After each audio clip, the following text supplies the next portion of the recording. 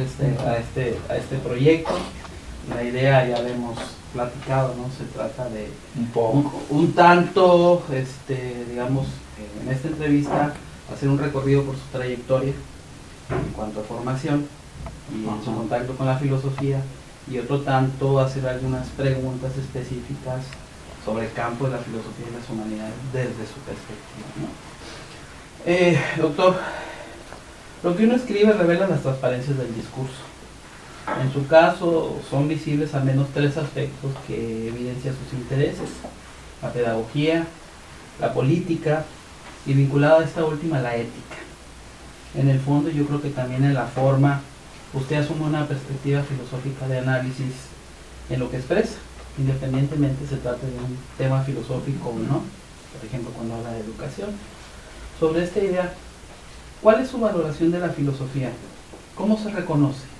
¿Como filósofo o como pedagogo? Ni como uno, ni como otro. Yo más bien diría que en lo que yo he escrito hay orientaciones diferentes. Las primeras cosas que yo escribí eran claramente de sociología de la educación. O sea, lo primerito que se publicó, ¿verdad?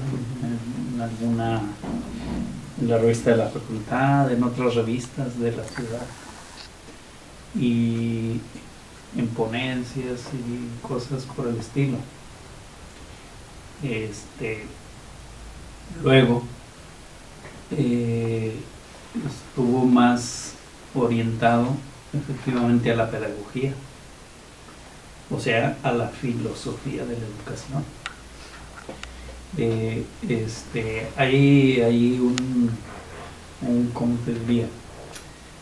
Una especie de debate entre si hablar de pedagogía tiene necesariamente que remitir al proceso de la interacción entre profesor y estudiante en los aspectos, diríamos, técnicos o directamente relacionados o con la enseñanza o con el aprendizaje. Y en otra perspectiva, hablar de pedagogía es hablar de proyecto educativo, lo que lleva a la filosofía de la educación. Entonces sí, de un punto para acá, yo escribí cosas o hice ponencias o me interesé, ¿no?, más por el asunto de la filosofía de la educación. Y después, más cercano al tema de la ética de los proyectos educativos, ¿verdad? Esto último sí es filosofía. O sea, yo digo que cuando se habla o se hace o se escribe de filosofía, lo que estás proponiendo es eso que Fouillard llamaba una crítica transversal, o sea, él decía transfenoménica, porque ya no te interesas por la especificidad del proceso. O sea, en este caso hablar de ética de los proyectos educativos no remite ni al sistema de valores que está en juego en un proyecto educativo, ni al acto concreto de cómo conseguir que una visión del mundo, unos valores se reproduzcan, sino que remite más al tema de la necesidad del sentido ético en el proceso educativo. Unos le llaman a esto antropología educativa. Okay. Pero yo diríamos que en el último tiempo, de unos 10 años para acá, es cuando me he interesado propiamente por lo filosófico educativo, ¿verdad? Y en ese sentido, pues, yo no diría que siempre he escrito en el campo de la filosofía. He estado en varios campos, eso es notable en lo que escribe. Sin embargo, su formación inicial sí fue en filosofía. En retrospectiva, pensando un poco, ¿por qué eligió esta carrera o esta disciplina? ¿Qué le atrajo? ¿Qué buscaba entonces y qué encontró en su momento cuando... A ver, pero hay dos cosas. Una es esto de la primera formación, ¿verdad? O sea, cuando decimos eso, sí, lo que queremos decir es que yo estudié o me inscribí en la licenciatura en filosofía, pues sí. Pero como yo tuve una formación más bien pobre en la licenciatura, yo no diría que ahí tuve una formación. Ya me está dando el juicio, exactamente, ya me está dando el juicio, justamente. Bueno, yo diría que mi primera formación fue la maestría.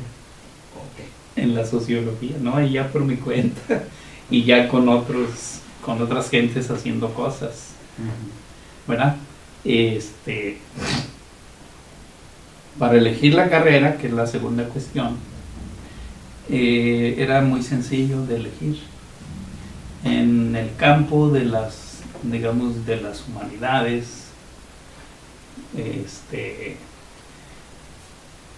no había más que dos alternativas para estudiar en esta ciudad. O estudiabas Derecho o estudiabas Filosofía.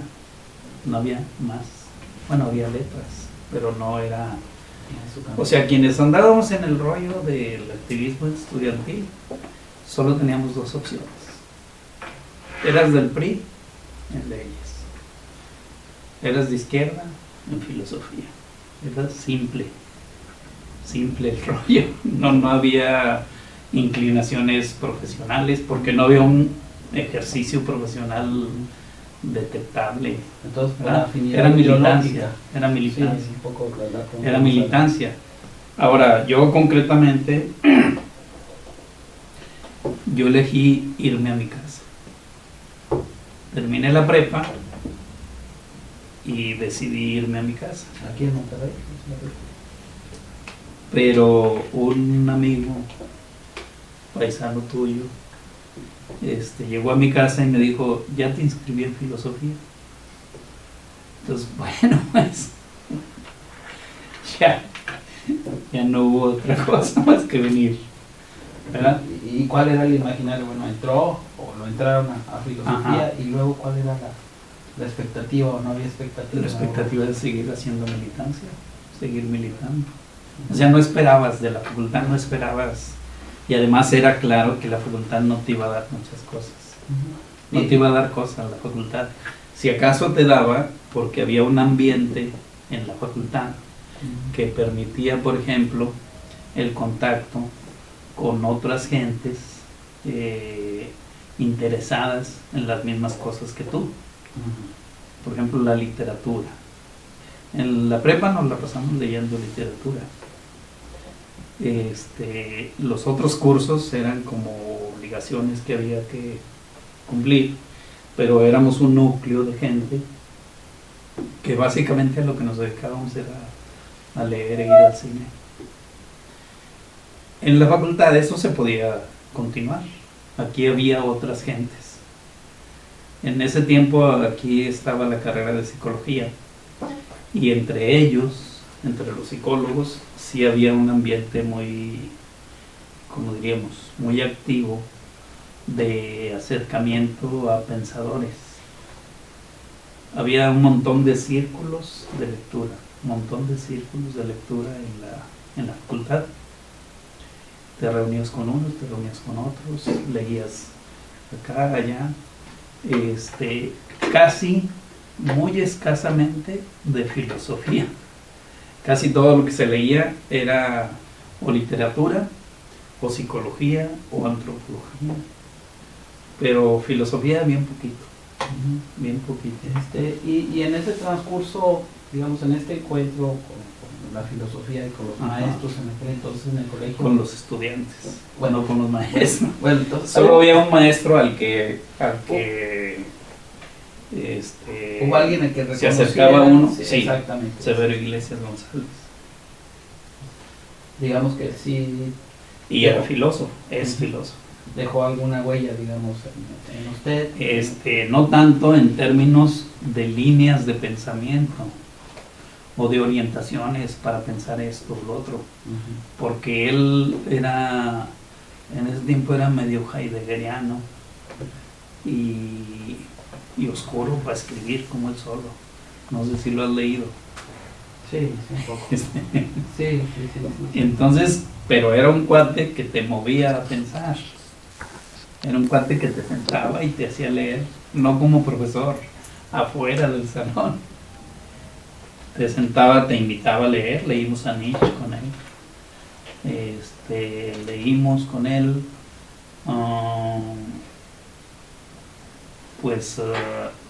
intelectuales que en ese tiempo estaban, Heidegger, por ejemplo, pero otros, por ejemplo, Piaget. Leímos muchísimo Piaget con él. Leíamos algunos sociólogos, un poco antropología, ¿verdad? Y yo creo que él me dio una introducción a la filosofía, creo que eso es lo que me dio, y de eso yo no me acuerdo mucho. Pero de todo lo que hacíamos afuera de los salones, sí me acuerdo.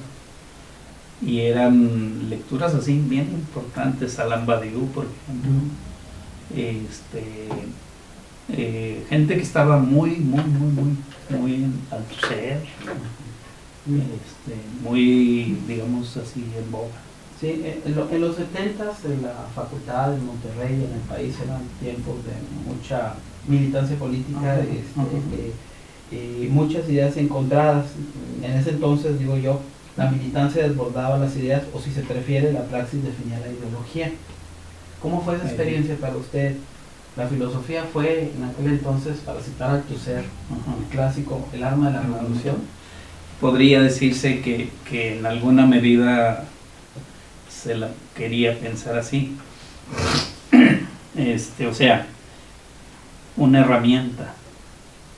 Agarro estas ideas, 5, 6 ideas, 10 ideas, para intentar construir una perspectiva para entrarle a un asunto, ¿verdad? Pero en lo que te insisto es en que la facultad era solamente el espacio, era el lugar. Muchos hacían de la facultad realmente su casa, o sea, estaban aquí todo el día, y otros estábamos todo el día, todos los días. Yo en particular trabajaba y estudiaba en la noche aquí, ¿verdad? Pero en la noche llegaba, digamos, a las 6 de la tarde y me iba a la 1 de la mañana. Y los sábados y domingos nos reuníamos aquí. Hubo una época cuando estuvo el tema del rock muy en boga. Hacíamos conciertos en el techo de lo que ahora es el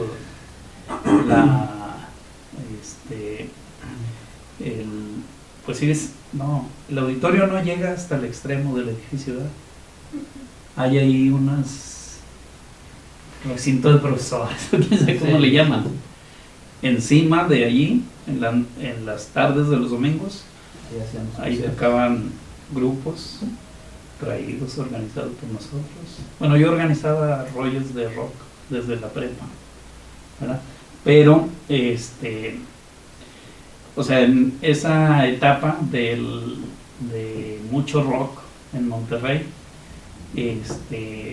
pues también tuvo su espacio aquí, porque había unos chavos de apellido Yacoman, luego fueron dirigentes en leyes, luego fueron dirigentes creo que en la CROC, no sé qué, uno de ellos murió, ¿verdad? Eran unos chavos muy activos. Y aquí en particular había unos 4 estudiantes. Efraín González, quizá lo conoces, es el que comercializa lo que escribe Severo.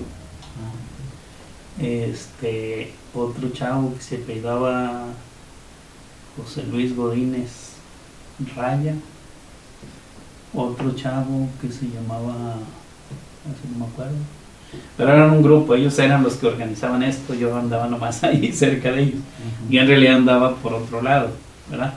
Porque efectivamente el espacio de la facultad nunca estuvo ajeno a movimientos. En los 70 efectivamente en la ciudad hubo mucho activismo estudiantil en torno de causas diferentes, 60, como del 65 para adelante. Y justamente de eso, de la acción política, bueno, usted, como muchos otros, pagó un costo, yo creo que afortunado en relación a lo que les pasó a otros, porque que no vivieron para contar la experiencia. ¿Cómo recuerda usted esa etapa? ¿Cómo la valora? Bueno, pero en realidad ahí de vuelta hay cosas, digamos, que confluyen en lo que dices, ¿verdad? Pero son diferentes. O sea, la militancia en lo estudiantil tenía que ver con causas, por ejemplo, problemas sociales de la ciudad. Uno típico era el alza de tarifas. Otro era la falta de reconocimiento al sindicato de la UAN. Otro era autoritarismo del gobernador.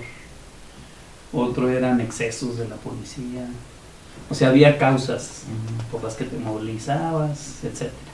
La causa grande estudiantil fue la reforma de la universidad, un proyecto de cambio en la UAN que culminó con una renuncia de un gobernador, etc.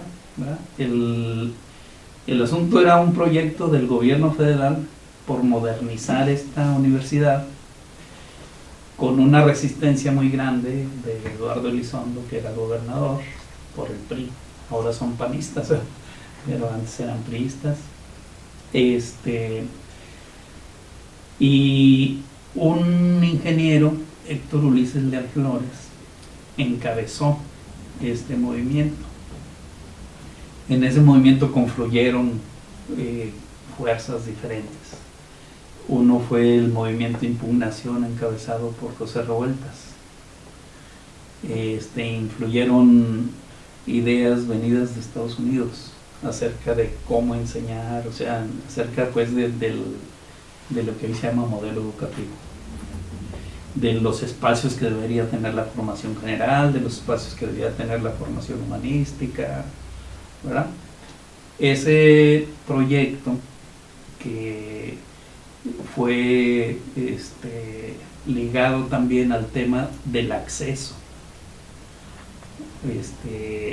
Había exámenes para ingresar a la universidad y esta lucha reclamaba el pase directo, ¿verdad? Entonces eso llevó a una confrontación muy grande entre universitarios y gobierno del estado, y el modo con el que, diríamos, iba a resolverse era una reforma de la ley orgánica de la universidad.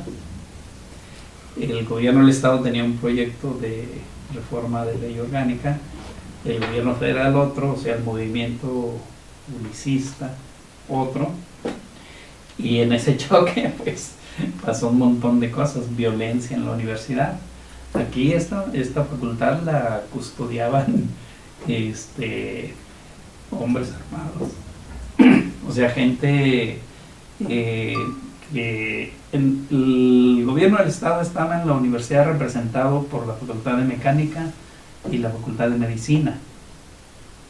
Ellos organizaron grupos para echar fuera a los ulicistas, los sulicistas se organizaron para defenderse, ¿verdad? Unos y otros llegaron a andar armados.